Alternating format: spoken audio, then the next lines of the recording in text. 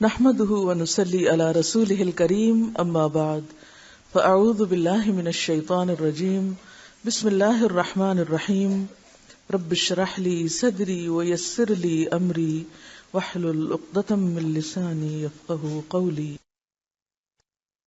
آج ہم نماز باجماعت کے بارے میں پڑھیں گے۔ صفحہ نمبر 121، نماز باجماعت۔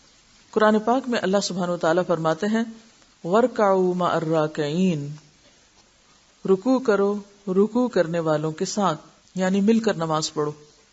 سورۃ النساء میں جہاں صلاۃ خوف کی تفصیل بیان ہوئی، وہاں پر اللہ تعالیٰ فرماتے ہیں وَإِذَا كُنْتَ فِيهِمْ فَأَقَمْتَ لَهُمُ الصَّلَاةَ فَلْتَقُمْ طَائِفَةٌ مِّنْهُمْ مَعَكَ وَلْيَأْخُذُوا أَسْلِحَتَهُمْ، جب آپ ان کے درمیان موجود ہوں اور ان کے لیے نماز قائم کریں، یعنی جماعت کرائیں، امامت کرائیں، تو ایک گروہ کو ان میں سے آپ کے ساتھ کھڑے ہونا چاہیے اور چاہیے کہ وہ اپنا اسلحہ بھی لیے رکھے۔ تو اس سے پتہ یہ چلتا ہے کہ اگر میدان جنگ میں اسلحہ اٹھا کر باجماعت نماز پڑھنے کا حکم دیا جا رہا ہے، جبکہ نماز رہی ایک رکعت گئی، یعنی خواہ وہ ایک رکعت ہو پھر بھی جماعت سے ہی پڑھی جائے، الا یہ کہ کوئی صورت نہ ہو اس حکم پر عمل کرنے کی۔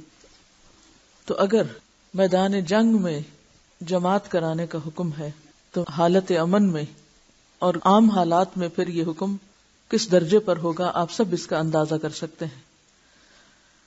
حضرت ابن مسعود رضی اللہ عنہ سے روایت ہے ان رسول اللہ صلی اللہ علیہ وسلم علمنا سنن الہدی وان من سنن الہدی الصلاة في المسجد الذي يؤذن فيه وفي رواية ولو أنكم صليتم في بيوتكم كما يصلي هذا المتخلف في بيته لتركتم سنة نبيكم ولو تركتم سنة نبيكم لضللتم وما من رجل يتطهر فيحسن الطهور ثم يعمد إلى مسجد من هذه المساجد إلا كتب الله له بكل خطوة حسنة ويرفع بها درجة ويحط عنه بها سيئة وما يتخلف عنها إلا منافق معلوم النفاق ولقد كان لرجل يؤتى به يهادى بين الرجلين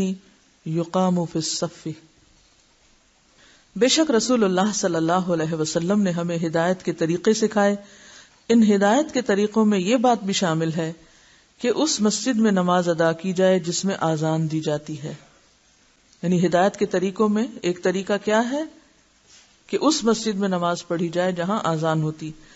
ایک اور روایت میں ہے کہ آپ نے فرمایا اگر تم نماز اپنے اپنے گھروں میں پڑھو گے، جیسے جماعت سے پیچھے رہنے والا یہ شخص اپنے گھر میں پڑھ لیتا ہے، تو تم اپنے نبی کی سنت چھوڑ دو گے، اور اگر نبی کی سنت چھوڑ دو گے تو گمراہ ہو جاؤ گے۔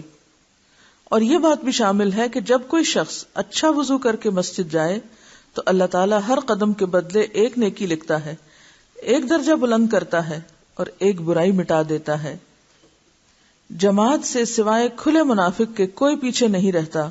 بیمار بھی 2 آدمیوں کے سہارے نماز کے لیے آتا تھا۔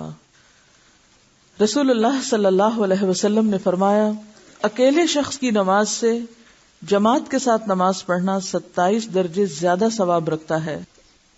رسول اللہ صلی اللہ علیہ وسلم نے فرمایا اس ذات کی قسم جس کے ہاتھ میں میری جان ہے، البتہ میں نے ارادہ کیا کہ میں لکڑیاں جمع کرنے کا حکم دوں، پھر آذان کہلواؤں اور کسی شخص کو امامت کے لیے کہوں، پھر ان لوگوں کے گھر جلا دوں جو نماز میں حاضر نہیں ہوتے۔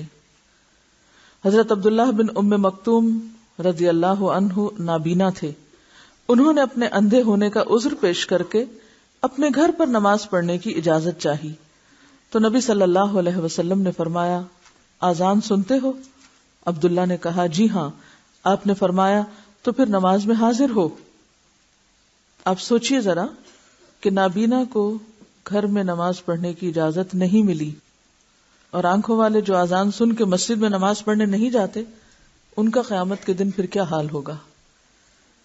ایک اور حدیث میں آتا ہے جو شخص آذان سنے پھر باجماعت نماز ادا نہ کرے تو اس کی کوئی نماز نماز نہیں، یعنی اس کی نماز نماز ہی نہیں، الا یہ کہ کوئی عذر رکاوٹ بن گیا ہو، کوئی ایسی مجبوری آ گئی ہو کہ واقعی وہ عذر ہو. یہ ابن ماجہ کی روایت ہے. اب وہ عذر کیا عذر ہے کہ جس میں انسان کے اندر استطاعت ہی نہیں، وسعت ہی نہیں. اسی لیے آپ دیکھتے ہیں کہ صحابہ کرام بیمار بھی ہوتے تھے تو سہارا لے کے مسجد میں آ جاتے تھے. آپ صلی اللہ علیہ وسلم نے مرض الموت میں بھی مسجد آ کر نماز پڑھائی تھی.